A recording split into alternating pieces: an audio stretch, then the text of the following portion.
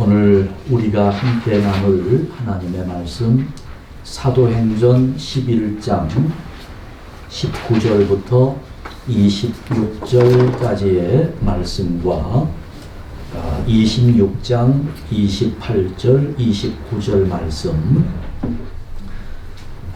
지금은 어디에서도 찾아볼 수 없는 사라진 모습이기는 합니다만은 예전에 제가 고등학교 다니던 시절만 해도 차장이 버스에 차비를 받았습니다.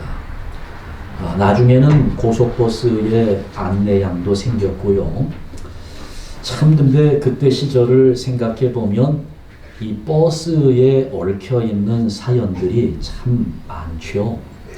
가만히 생각해 보면 참 아련한 추억입니다. 아마 여기 20대에 있는 우리 청년들은 이 차장이 뭔지 아마 잘 모를 텐데, 그 차장들 참 그 에피소드가 굉장히 많아요. 주로 버스를 타면 회수권을 내면서 학생들은 타고 다녔는데, 그런데 그 회수권을 분식점에 가면 그 회수권을 받고 음식을 줍니다. 라면 한 그릇, 회수권 3장을 내면 라면 한 그릇을 주거든요. 그러면 그 버스 탈 때 내야 할 회수권을 분식집에다가 다 갖다 주고, 그리고 이제 버스를 타면 우르르 몰려서 여러 명이 같이 타는데, 이제 그 문에 있는 버스 차장이, 안내양이 그 차비를 받으면 앞에 내리는 친구들이 다 그러죠. 뒤에. 그러다가 마지막에 내리는 친구는 앞에, 그리고서는 훌쩍 뛰어내려서 막 도망가고, 그 버스 차장들을 그렇게 골탕 먹였던 기억이 납니다. 그 어떤 분이 버스를 탔어요. 그런데 이분이 이제 시외버스를 타고 가면 시내버스는 내릴 때 돈을 내지만 시외버스는 가는 도중에 차장들이 돌아다니면서 차비를 받습니다. 근데 이 아저씨가 저 뒷자리에 가서 앉았는데, 가서 차비를 달라고 하니까 이분이 그러는 거예요. 난 안 내도 돼. 근데 이게 워낙 권세 있게 그렇게 얘기를 하니까 이 차장이 기가 죽어서, 뭐 높은 분인가? 무슨 버스 회사 사장님하고 관계가 되나? 해가지고 다시 앞으로 와서 가만히 생각을 해보는데 뭔가 좀 기분이 나빠요. 괘씸한 겁니다. 그래서 이제 다시 뒤에 가서 따져 물었죠. 아저씨는 뭔데 차비를 안 내도 되나요? 그랬더니 이 아저씨 하는 말이 넌 몰라도 돼. 그러는 거예요. 그래가지고 또 기가 죽어서 많이 와서 생각을 하는데 생각할수록 너무 괘씸하죠. 그래가지고 막 분노가 치밀어 올라요. 아니 도대체 지가 뭔데? 그래가지고 화가 난 김에 가서 그 아저씨의 뺨을 찰싹하고 때렸습니다. 그랬더니 그 아저씨가 그 아픈 뺨을 움켜쥐고 하는 말이 난 맞아도 싸. 이런 거죠. 어떤 그 카이스트의 연구원으로 있던 한 집사님이 이런 간증을 하는 것을 들었습니다.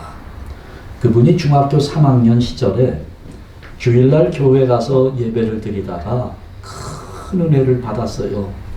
그래 은혜를 한껏 받고 보니까 은혜 받은 마음에 헌금하는데 주머니를 다 털어가지고 있는 돈을 몽땅 다 헌금을 했습니다.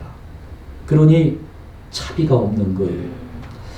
야, 집까지 걸어가자니 이건 뭐 엄두가 나지를 않고 그냥 무작정 버스를 탔습니다.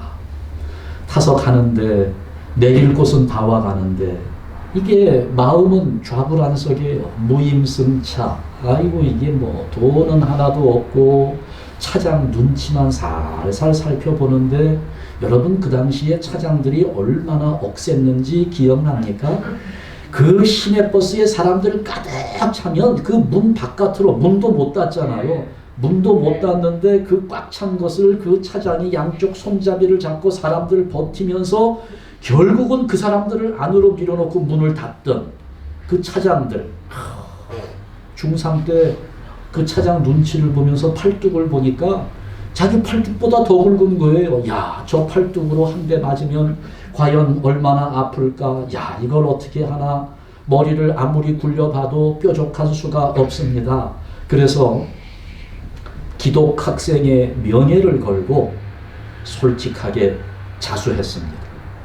저 누나, 내가 지금 교회에서 예배를 드리고 오는 중인데 은혜를 받고 그 가지고 있는 돈을 다 헌금을 했기 때문에 차비가 없거든요.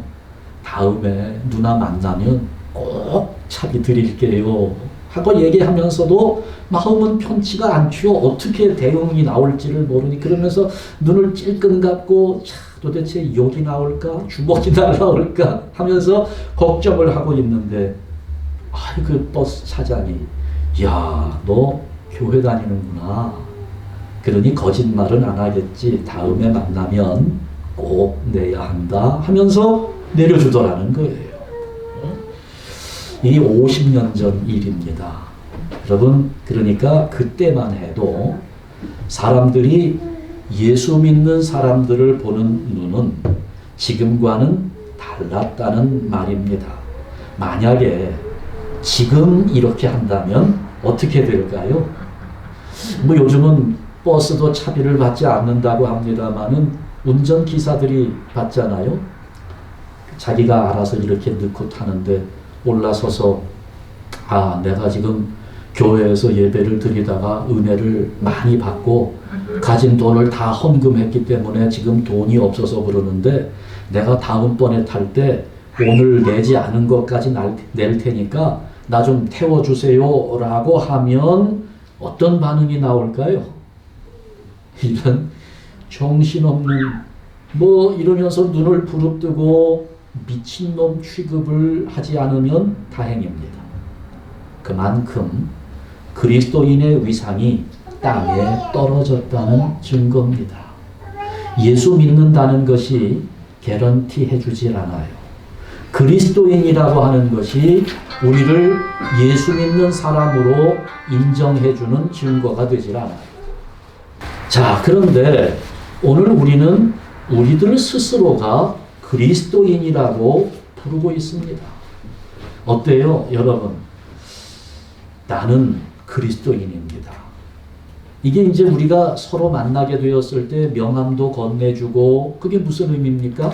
나는 이런 사람입니다 라고 나를 알리는 건데 우리는 그리스도인이니까 나는 이런 사람입니다 라고 할 때 내가 그리스도인입니다 라고 이야기하면서 자부심이 생깁니까?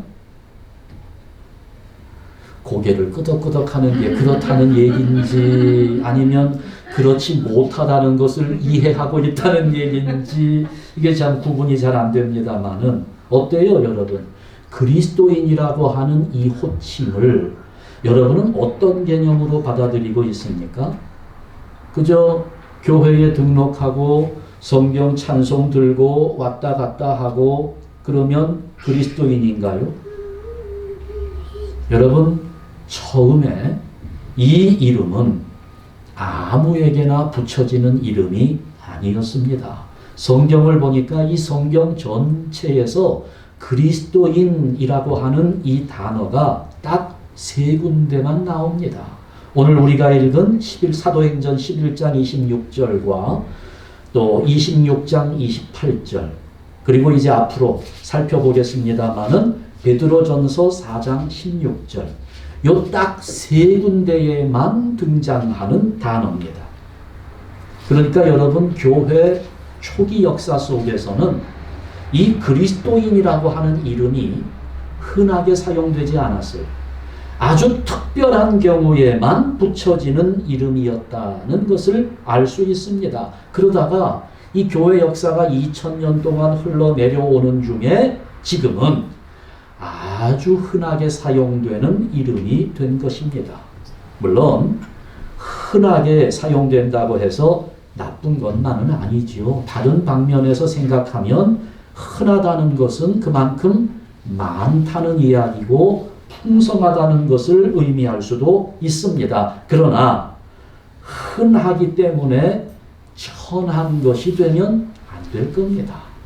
흔하기 때문에 풍성하다는 의미는 좋지만 흔하기 때문에 이것이 천한 의미로 전락해 버린다면 안 될 것이라는 이야기입니다. 여러분, 우리 어렸을 때 정말 보릿고개를 넘기기 어려운 그 시절에 바나나 드셔보신 적 있습니까? 저희 집이 조금 잘 사는 집이었기 때문에 저는 어렸을 때 바나나를 먹었습니다. 저희가 5 형제인데요. 큰 형님은 늘 나가 계시고 집에 있는 사람은 주로 저희 누님 둘하고 저희 작은 형님하고 저하고 4명이 살았어요. 그러면 가끔 1년에 1번 내지 2번 정도 바나나를 먹었는데요. 그때 어머니가 바나나를 주시면 1개를 사다가 그 바나나를 4토막을 내가지고 우리 형제들에게 하나씩 주었습니다. 그러면 그 1토막 받아가지고요. 그 1토막 껍질 벗기면 정말 뭐 손가락 2개 합친 거에 2마디 정도 요만큼 되는데요. 요만큼 되는 거 이거 얼마나 그 바나나 향이 좋습니까? 그거 조금 깨물어 가지고 그걸 삼킬 수가 있나요? 너무너무 맛있는데 입에 물고 우물우물우물 대고 그러다가 한 번은 제가 그거 한 입 딱 깨물고 이만큼 남아있는 거 그거 귀하게 여기면서 우물우물 씹고 있다가 저희 형이 탁 채가서 한 입에다 털어넣는 바람에 다 뺏겨버리고 말았어요. 얼마나 억울했는지. 아니 그러던 것이 어느 날 보니까 그 리어카에 바나나를 하나 가득 싣고 다니면서 2,000원이면 이거 그냥 바나나 이만큼 한 12개, 14개 달려있는 한 다발을 바나나를 주는 거예요. 얼마나 바나나가 귀했는데 아니 이렇게 흔하게 싸게 사먹는 시대가 왔나 싶었지요. 그러더니 그때부터는 바나나가 먹고 싶지가 않아요. 너무 풍성하니까 천한 과일이 된 겁니다. 그렇게 되면 안 된다는 거예요. 그리스도는 다릅니다. 바나나처럼 취급받을 수 있는 그런 차원이 아닙니다. 그리스도의 은혜는요, 풍성합니다. 그러나 은혜는 풍성하지만 그 은혜는 언제나 고귀하고 소중하다는 것을 우리는 너무나 잘 알고 있어요. 많아도 결코 천해질 수 없습니다. 여러분 주변에 그리스도인이 굉장히 많습니다. 그러나 그렇다고 해서 그리스도인이라고 하는 이 이름이 굴러다니는 광고지처럼 우습게 취급되어서는 안 될 것이라는 이야기입니다. 그리스도인. 나는 이런 사람입니다. 우리의 정체성을 다른 사람들에게 보여줄 때 나는 그리스도인입니다. 라고 하면서 이게 뭔가 자랑스럽고 좀 자부심이 생기고 이래야 되는데 여러분은 어떤지 모르겠어요. 요즘에 한국에서는 아이들에게 족보를 알아오라는 그런 학교가 생기고 있다 그래요. 그러니까 이 자기의 조상이 누군지, 자신의 시조가 누구고, 어디에서 파가 갈라졌고, 그 중에서 나는 몇 대 손이고, 이런 걸 알아오라는 거예요. 뭐, 개 중에는, 아니, 무슨 그까지 족보를 그렇게 따지는가, 그게 뭘 그리 중요하다고, 라고 생각할 수 있습니다만은, 그 자라나는 아이들에게 자기의 뿌리를 알게 해주는 것은 뭐 중요한 일이라고 생각해요. 나는 누구의 혈통인가? 우리 조상들은 어떤 일을 하신 분들인가? 이런 것을 아는 것은 그 사람의 행동 거지에 큰 영향을 주기 때문입니다. 하물며 지금 우리의 신분이 그리스도인이다라는 것을 분명하게 아는 것은 얼마나 중요한 일인지 모릅니다.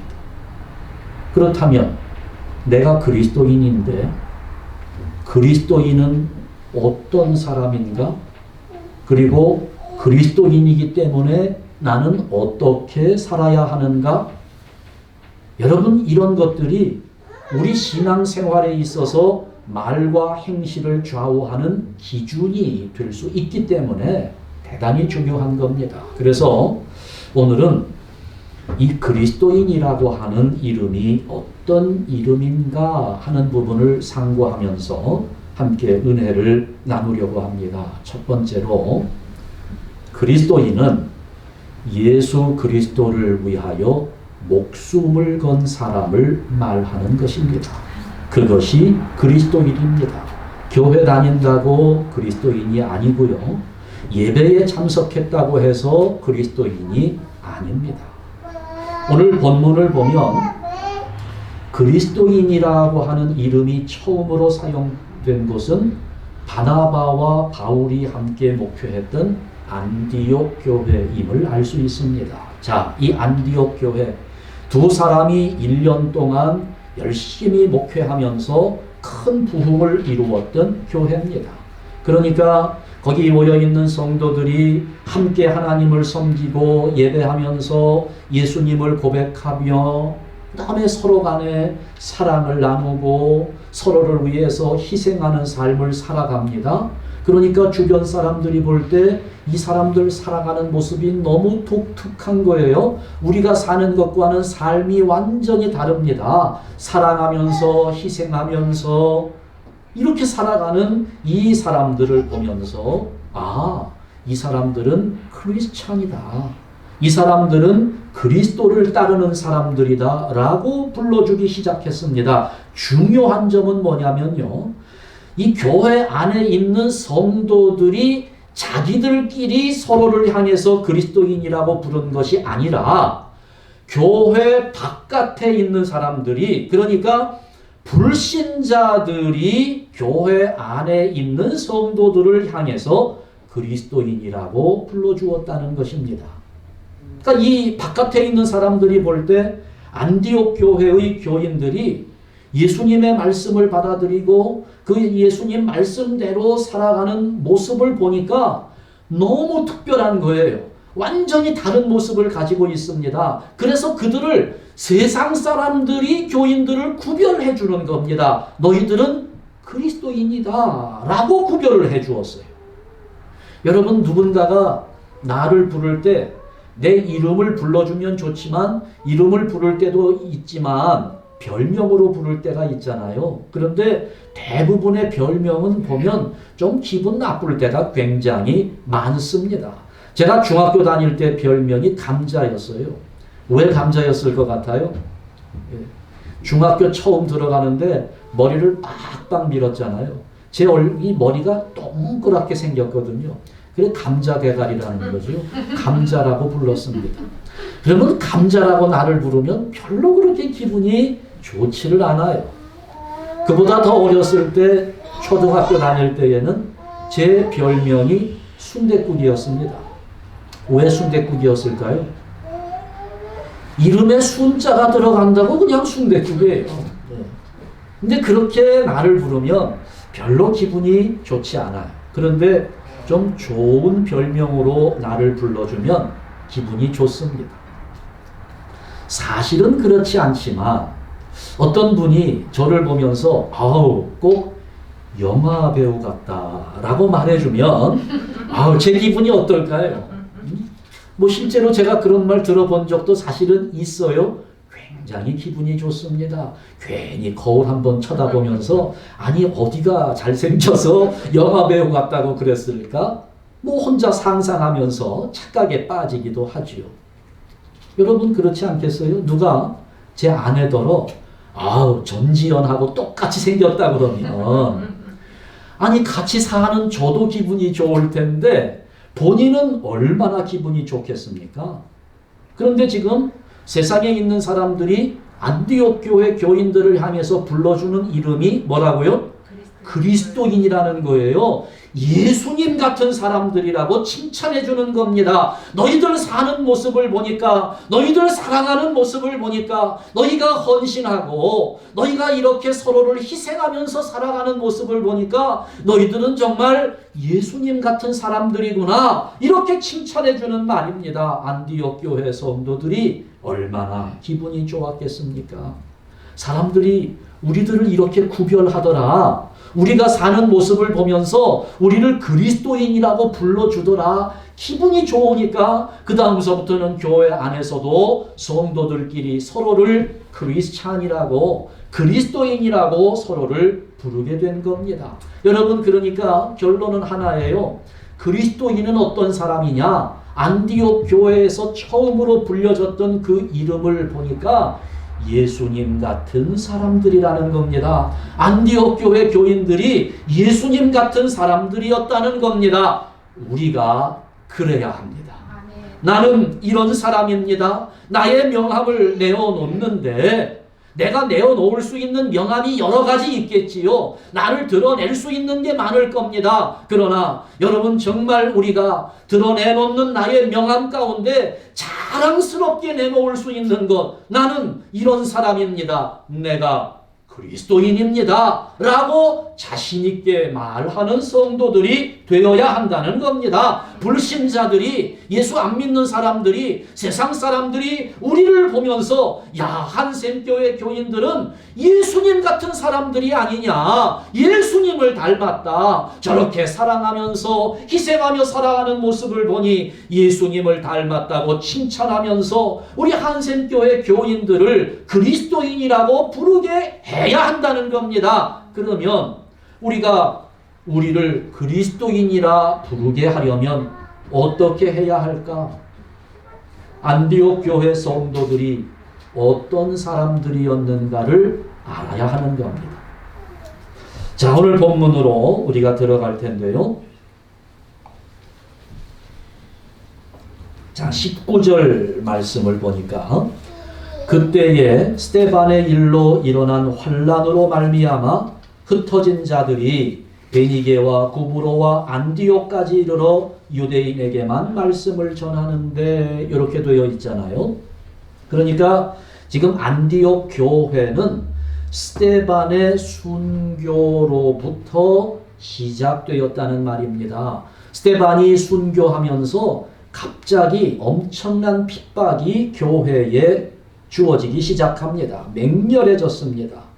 그러다 보니까 이런 극심한 핍박 속에서 목숨을 걸고 신앙을 지키리라 마음먹는 사람들이 예루살렘을 떠나기 시작합니다.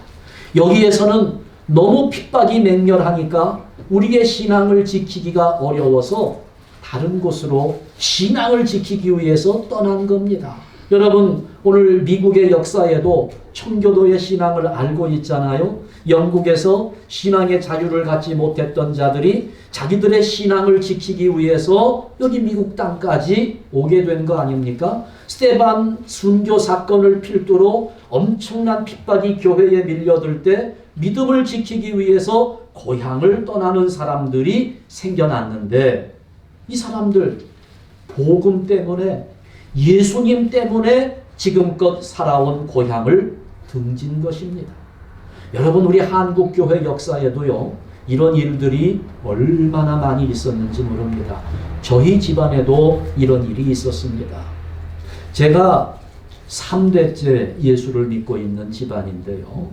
저희 할아버지가 황해도 고향 땅에서 저희 수완 이씨들만 모여 살고 있는 마을에서 교회를 다닌다는 이유로 그 마을에서 쫓겨났다는 겁니다. 저희 집안뿐만 아니라 그런 집안이 우리 교회, 한국교회 초창기에 얼마나 많이 일어났는지 몰라요.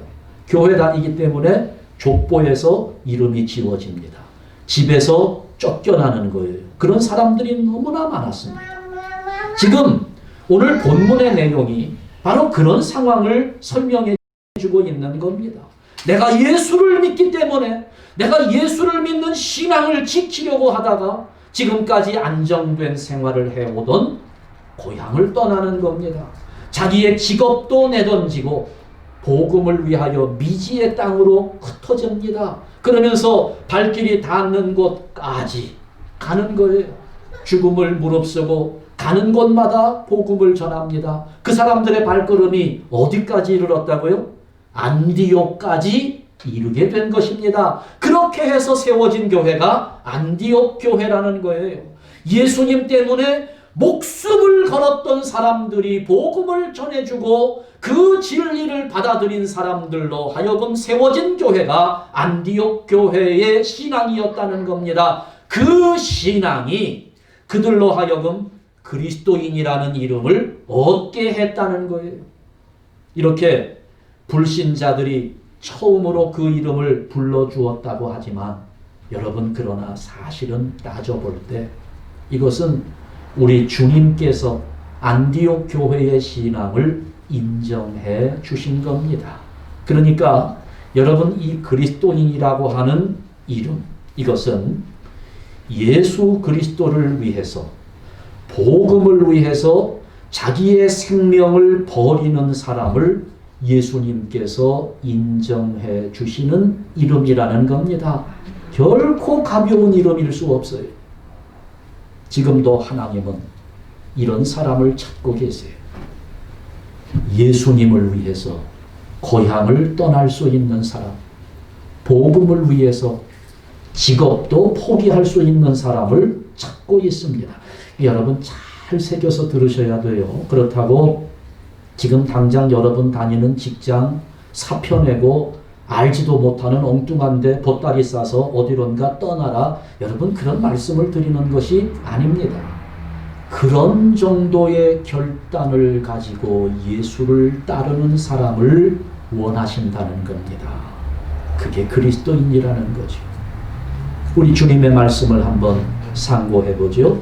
마태복음 16장 24절 25절 말씀인데요. 우리 다 같이 읽습니다. 누구든지 나를 따라오려거든 자기를 부인하고 자기 십자가를 지고 나를 따를 것이니라. 누구든지 제 목숨을 구원하고자 하면 잃을 것이요 누구든지 나를 위하여 제 목숨을 잃으면 찾으리라. 아멘. 목숨을 걸고 예수를 따르는 사람을 그리스도인이라 우리 주님이 그렇게 불러주시는 겁니다. 두 번째, 그리스도인은 복음을 전하는 일에 목숨을 건 사람입니다. 자, 26장에 보니까 지금 사도 바울이 26장에서 하고 있는 일들, 지금 아그리빠 왕과 베스도 총독 앞에 죄수로 서 있으면서 재판을 받고 있는 과정입니다. 그 자리에서 이 바울은 자기가 죄수이면서도 어떤 그 심리, 재판하는 과정에 참여한다기보다는 그냥 담대하게 다메섹에서 만난 예수님을 증거하고 있습니다. 그랬더니 여기에 있던 베스도와 아그리빠의 반응, 이 재판관들의 하나는 왕이고 하나는 총독인데 이들의 반응이 참 재미있습니다. 이 베스도의 반응을 보면 우리가 오늘 읽지는 않았습니다마는 24절에 바울아 네가 미쳤도다. 네 많은 학문이 너를 미치게 한다고 그렇게 이야기를 합니다. 이게 무슨 말입니까? 야, 난 너 정말 공부 많이 한 사람으로 알고 있는데 이 당시로서는 바울만큼 이 학식을 갖춘 사람이 많지 않았어요. 굉장한 학식을 가지고 공부를 많이 한 사람인데 베스도가 그걸 알아요. 야, 네가 공부를 그렇게 많이 하더니 드디어 어떻게 됐다는 거예요? 이게 돌았구나. 지금 그 얘기를 하는 거예요. 도대체 넌 무슨 말을 하는 건지 모르겠다. 또 이렇게 아그리빠 왕은 28절 말씀을 보니까 아그리빠 왕은 이렇게 해요. 네가 적은 말로 나를 권하여 그리스도인이 되게 하려 하는도다. 그러니까 뭘 하고 있다는 거예요? 사도 바울이 지금 네가 지금 나를 전도하려고 그러냐? 너는 지금 죄인으로 재판을 받고 있는 사람인데 네가 지금 이 짧은 시간에 나를 그리스도인이 되게 하려고 그래? 나에게 전도를 하려고 그래? 여러분 지금 이렇게 보면 재판관들이 지금 거부 반응을 일으키고 있음에도 불구하고 바울은 더 담대하게 당대 최고의 권력자인 두 사람 앞에서 이렇게 결론적으로 이야기합니다. 말이 적으나 많으나 시간이 많고 적음이 문제가 아니고 말을 많이 하거나 적게 하거나 그게 중요한 게 아니라 나는 당신뿐만 아니라 오늘 내 말을 듣는 모든 사람들도 다 이렇게 결박된 것 외에는 나와 같이 되기를 하나님께 원하나이다. 당신뿐 아니라 모든 사람이 다 하나님의 말씀을 받아들고 예수 그리스도를 주님으로 영접하기를 원한다. 지금 자기가 재판받는 자리에서조차 전도의 기회로 삼고 있는 그런 바울의 모습을 보여주고 있어요. 자기를 재판하는 재판관까지에게도 복음을 전하는 사람이 바울이었습니다. 여러분, 이 아그리빠의 반응이 참 재밌지 않아요? 네가 적은 말로 나를 권하여 그리스도인이 되게 하려 하는 이 대화를 보면 지금 누가 재판관이고 누가 죄수인지 여러분 누가 물어야 하고 누가 대답을 해야 합니까? 재판관이 대화의 주도권을 가지고 심리하면서 묻고 죄수는 자기를 변호하기 위해서 대답을 해야 되는 입장인데 지금 이게 완전히 주객이 전도됐습니다. 바울이 주도권을 쥐고 있어요. 마치 이 재판관들의 모습을 보면 사냥꾼 앞에 궁지에 몰린 싸나운 짐승이 으렁대고 있는 것처럼 그렇게 느껴집니다. 누가 죄수이고 누가 신문하는 권력자인지. 지금 죄수의 입장에 있는 바울이 오히려 거침없이 말씀의 칼을 가지고 총독과 왕의 가슴을 찌르고 있는 겁니다. 결국 베스도와 아그리빠 왕은 바울에게는 사형을 당할 만한, 결박당할 만한 죄가 없다는 것을 인정하고 재판을 끝내게 됩니다. 바울이 전하는 복음이, 바울은 자기를 변호하지도 않았어요. 변명하지 않았습니다. 그냥 복음을 전했어요. 그랬더니 그 복음이 이 두 사람의 양심을 찔러버린 겁니다. 여러분, 오늘 우리에게 이런 담대함이 있는지, 어디에서든지 입술을 열어 복음을 전할 수 있는지 우리 한번 생각해 보기를 바랍니다. 우리가 스스로를 그리스도인이라고 그래요. 나는 이런 사람입니다. 내가 교회에 다닙니다. 내가 하나님을 섬깁니다. 나는 구원받은 사람입니다. 나는 그리스도인입니다. 라고 이야기를 하면서 예배도 잘 드리고 봉사도 열심히 하고 다 잘하는데 유독 전도에는 약한 모습을 보입니다. 이게 참 아이러니한데요. 선교 헌금은 잘 보내요. 아프리카에 사는 사람들, 남미에 사는 사람들이 복음을 듣고 하나님께 돌아오기를 원하는 마음은 간절해요. 그런데 옆에 있는 사람들 전도하는 것에는 너무 약한 모습을 드러냅니다. 왜 그래요? 이게 그 어떤 신앙의 행위보다도 중요한 것이 전도이고 또 천하보다 귀한 생명이 돌아오는 것을 하나님은 정말 기뻐하시기 때문에 사탄은 전도하는 것을 강력하게 막습니다. 예배하는 것, 그래, 뭐 예배는 좀 드려도, 헌금하는 것, 그래, 헌금은 좀 하게 해도, 기도하는 것, 싫지만 그래, 기도까지는 내가 양보하는데, 사탄이 그런 생각을 하는 거예요. 전도하는 것만큼은 강력하게 막아서는 겁니다. 특히 우리 안에 있는 전도하고 싶은 마음을 집중 공략하면서 의기소침하게 만들어 놓습니다. 그러니까 그리스도인들, 교인들 보면 아주 정말 강해 보이는 믿음을 가진 것처럼 보이는 사람들조차도 전도하는 일에는 고개를 수그리고 마는 겁니다. 여러분, 우리가 그리스도인으로서 이 부분을 이겨내야 합니다.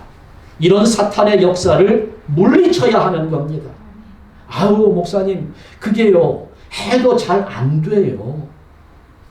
아마 전도의 은사를 따로 받은 사람이 있는 것 같은데 나는 전도의 은사가 없는 것 같아요. 여러분, 그런 생각이 바로 사탄이 주는 생각인 거예요.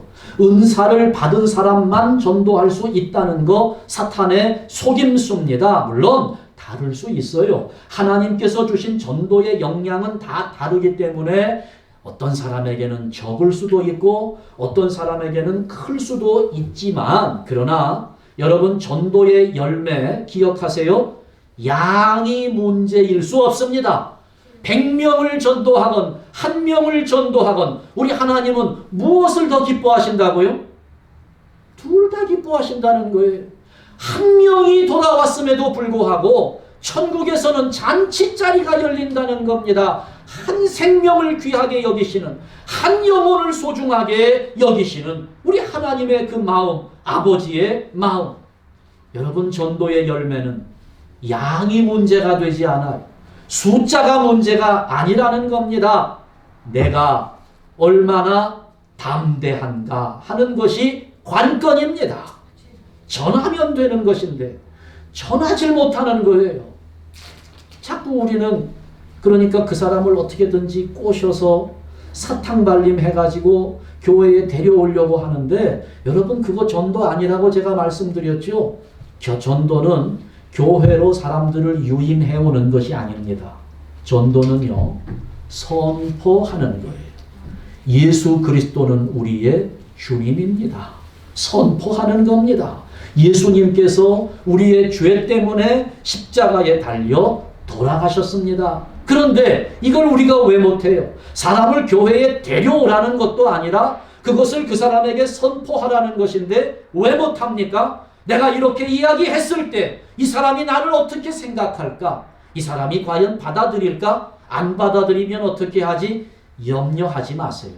하나님은 구원할 자를 구원하시고 버릴 자를 버리는 분입니다. 그러나 하나님은 구원할 자를 어떻게 구원하시는가?